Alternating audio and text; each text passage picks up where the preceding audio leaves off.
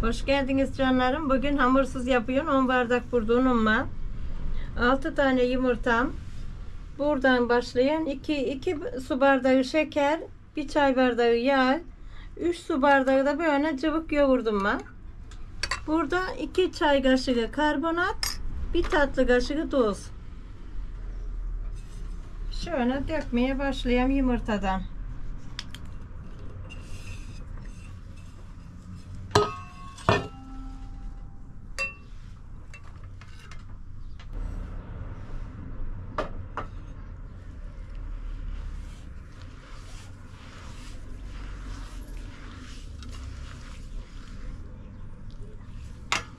Tuzumu attım.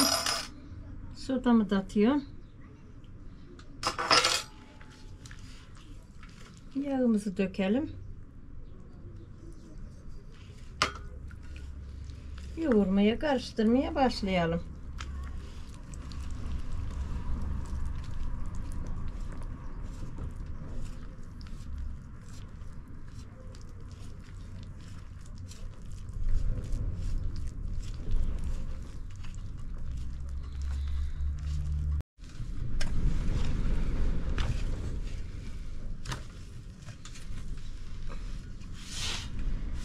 Hamurumu seni de alın.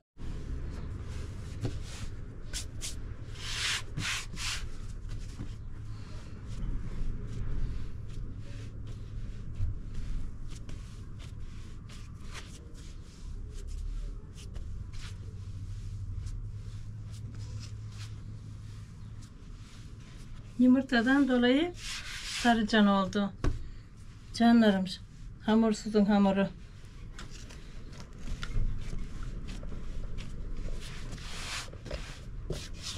Altı tane yumurta.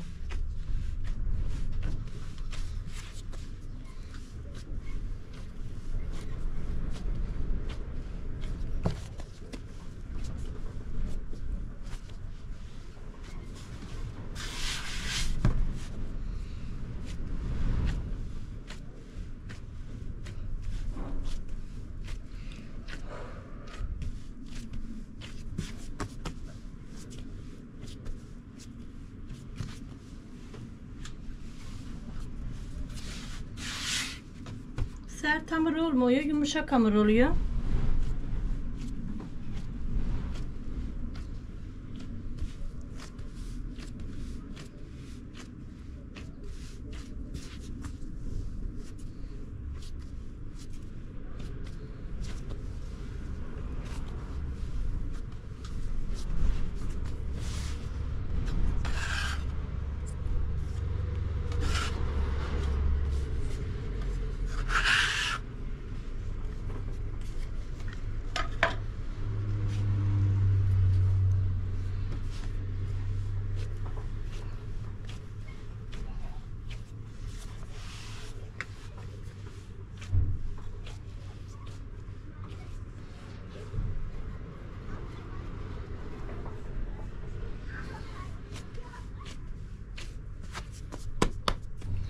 On bardak un. Malzemeler ben bir tane daha geçen canlarım.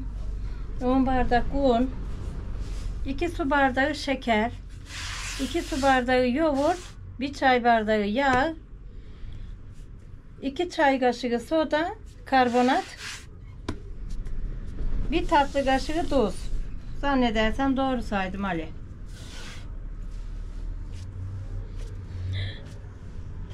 Yoğurdun birini katmadım. 3 bardak getirdim ama.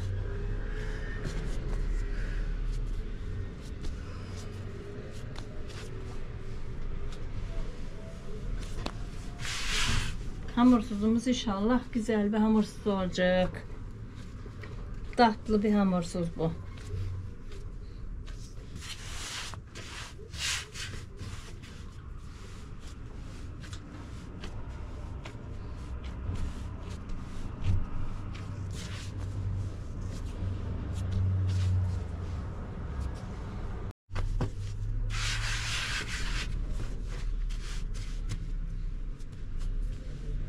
Hamurumuzu yassıldalım bakalım, yumruklayarak.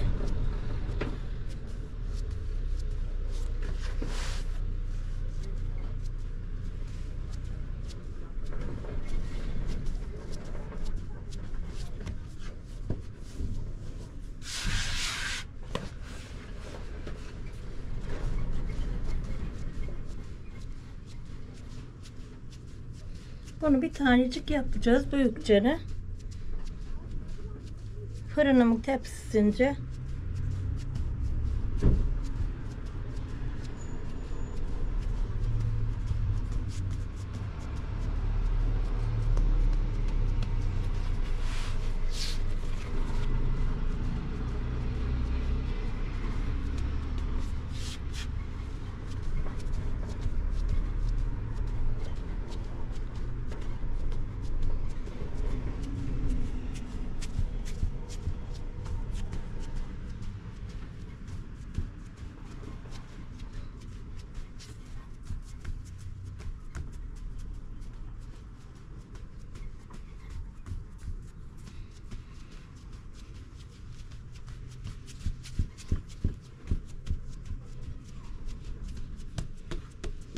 İyi oldu bu.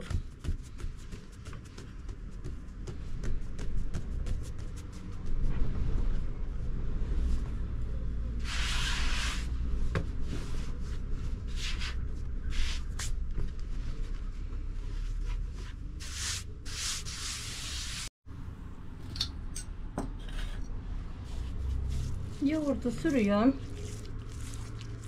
Sarıcan oldu zaten hamurumuz yumurtanın şeyine. Çok güzel olacak inşallah.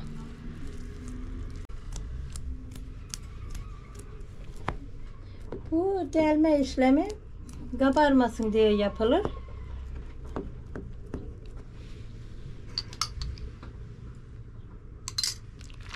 Şöyle süren. Delikleri dolduruverdim ya.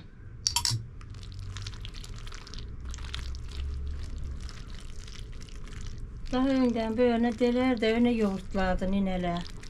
Ne? Nineler öyle derdi fırında. Böyle derdikten sonra yoğurtlardı.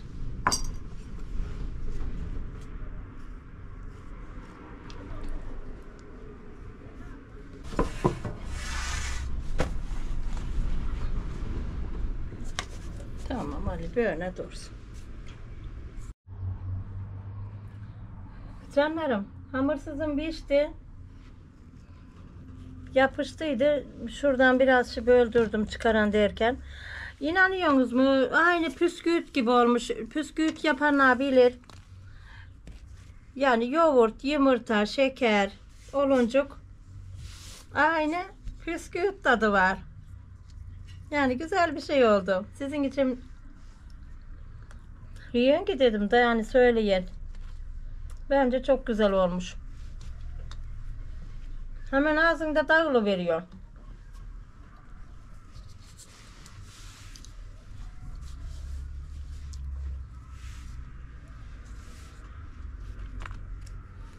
Görüyorsunuz mu canlarım? Gerçekten çok güzel olmuş.